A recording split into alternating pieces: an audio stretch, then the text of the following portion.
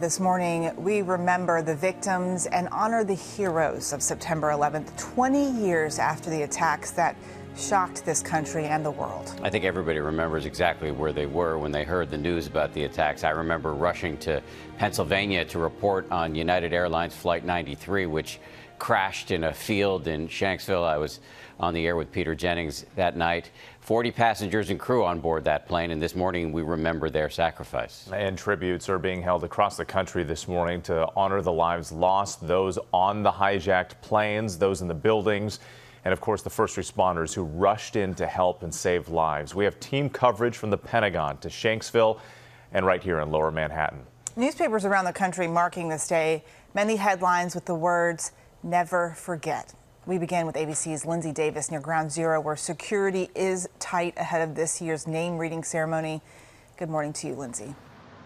Good morning to you, Eva. Snipers just walked by us on several of the surrounding rooftops. You can see lots of security. The NYPD certainly on high alert today, though we're told there are no credible threats to today's ceremonies, which are exclusively for 9/11 families and will include 6 moments of silence, twice for when each of the towers were struck, twice for when each of the towers collapsed, then again for the attack at the Pentagon, and then that crash in Shanksville, Pennsylvania.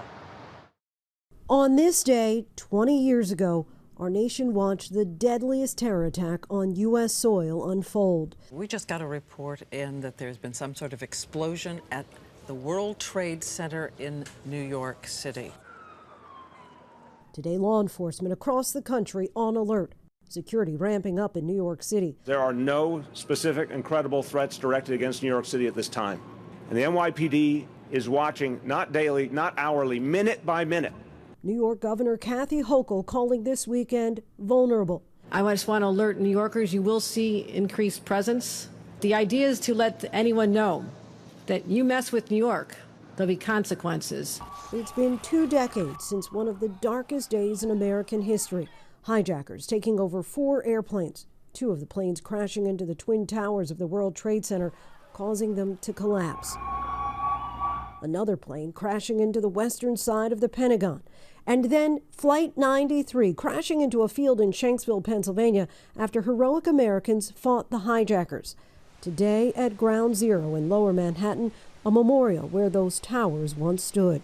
Strangers, friends, and family members stopping by the reflecting pools to pay their respects. Sandy Hayes' son-in-law, Scott O'Brien, was at a computer trade show on the 106th floor of the North Tower. He was such a good man.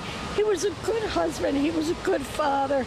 He was a great son-in-law. This is Sandy's first visit to the memorial.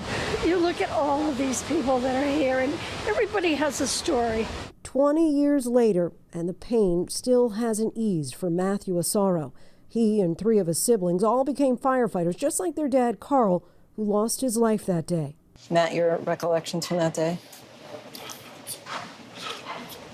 I was like, oh, my dad's a fucking, he's down there.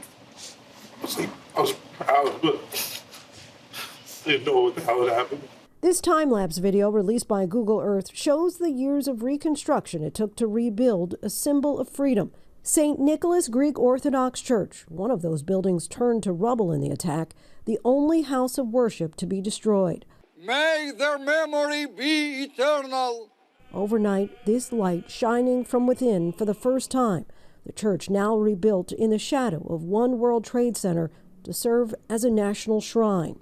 This morning, a ceremony at Ground Zero honoring the nearly 3,000 lives lost.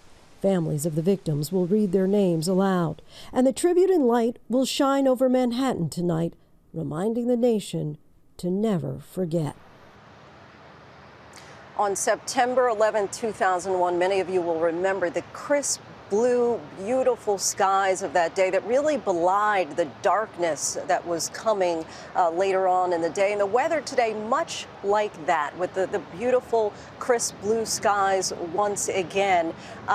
Sunshine on an otherwise gloomy occasion that is perhaps a fitting tribute to the light and resilience of this city and its people. Dan. Yeah, I believe the technical term that pilots use for this kind of weather is severe clear. And those were the conditions on September 11th, 20 years ago. And fittingly, once again this morning, Lindsay, thank you so much for your reporting. Really appreciate it. And we know you'll be reporting all day long. Well, hey there, GMA fans. Robin Roberts here. Thanks for checking out our YouTube channel. Lots of great stuff here. So go on, click the subscribe button right over here to get more of awesome videos and content from GMA every day, anytime. We thank you for watching, and we'll see you in the morning on GMA.